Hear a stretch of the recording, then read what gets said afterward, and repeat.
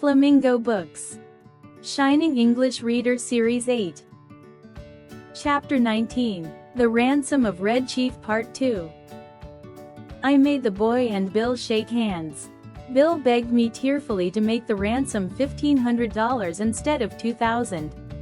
I ain't attempting, says he, to underestimate parental affection, but we're dealing with humans, and it ain't human for anybody to give up $2,000 for that wildcat, says he. So, to relieve Bill, I acceded, and we collaborated on a letter that run this way: Ebenezer Dorset-esque. We have your boy. It is useless for you to attempt to find him. We demand $1,500 in large bills for his return. If you agree to these terms, send your answer in writing by a solitary messenger tonight at 8:30. On the road to Poplar Cove, there are 3 large trees about 100 yards apart, close to the fence of the wheat field. At the bottom of the fence post, opposite the 3rd tree, you will find a small pasteboard box. The messenger will place the answer in this box and return immediately to Summit.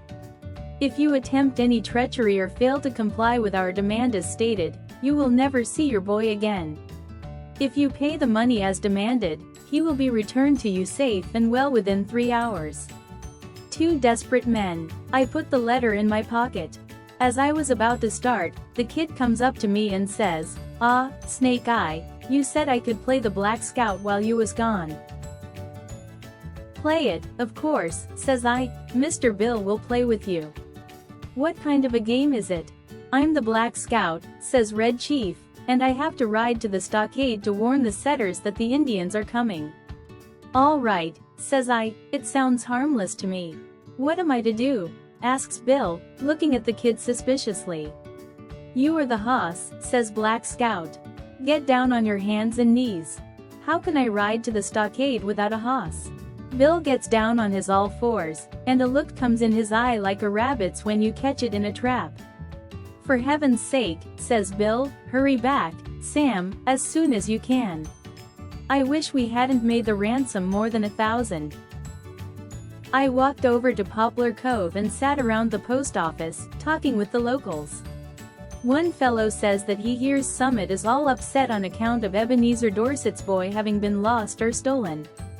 That was all I wanted to know. I posted my letter surreptitiously and came away. When I got back to the cave, Bill and the boy were not to be found. So I sat down on a mossy bank to await developments. In about an hour Bill wobbled out into the little glade in front of the cave. Behind him was the kid, stepping softly like a scout, with a broad grin on his face. Bill stopped, took off his hat and wiped his face with a red handkerchief. The kid stopped about 8 feet behind him. "Sam," says Bill, "I suppose you'll think I'm a renegade, but I couldn't help it.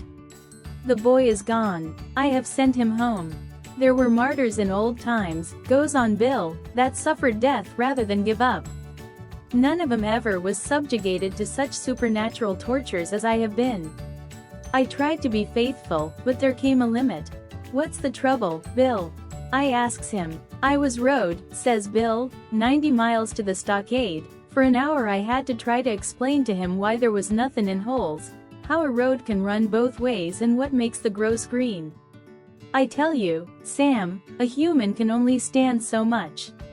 I takes him by the neck of his clothes and drags him down the mountain. On the way he kicks my legs black and blue from the knees down. "But he's gone," continues Bill, "gone home. I showed him the road to Summit. I'm sorry we lost the ransom, but it was either that or Bill Driscoll to the madhouse." "Bill," says I, "turn around, and have a look behind you." Bill turns and sees the boy, and loses his complexion and sits down plump on the ground. For an hour I was afraid for his mind. I told him that my scheme was to put the whole job through immediately and that we would get the ransom and be off with it by midnight. So Bill braced up enough to give the kid a weak sort of a smile. I had a scheme for collecting that ransom without danger of being caught. The tree under which the answer was to be left was close to the road fence with big, bare fields on all sides. At 8:30 I was up in that tree, waiting for the messenger to arrive.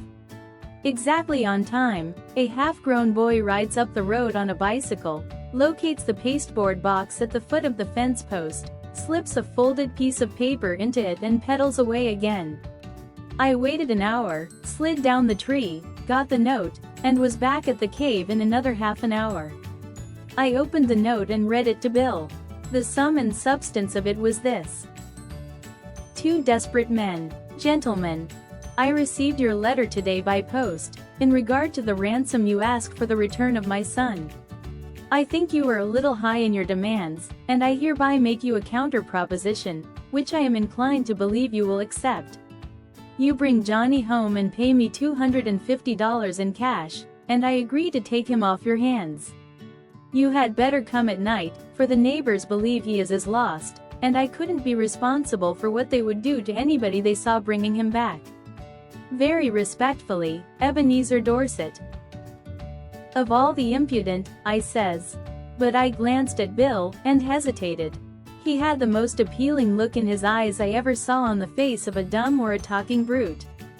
Sam, says he, what's $250, after all? We've got the money. One more night of this kid will send me to Bedlam. Tell you the truth, Bill, says I, this little lamb has somewhat got on my nerves too. We'll take him home, pay the ransom and make our getaway. We took him home that night. We got him to go by telling him that his father had bought a silver-mounted rifle, and we were going to hunt bears the next day.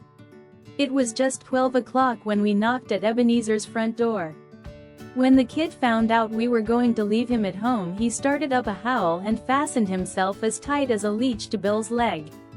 His father peeled him away gradually. How long can you hold him? Asks Bill. I'm not as strong as I used to be, says old Dorset, but I think I can promise you 10 minutes. Enough, says Bill. In 10 minutes I shall cross the central, southern and middle western states, and be legging it for the Canadian border. And, as dark as it was, and as fat as Bill was, and as good a runner as I am, he was a good mile and a half out of Summit before I could catch up with him.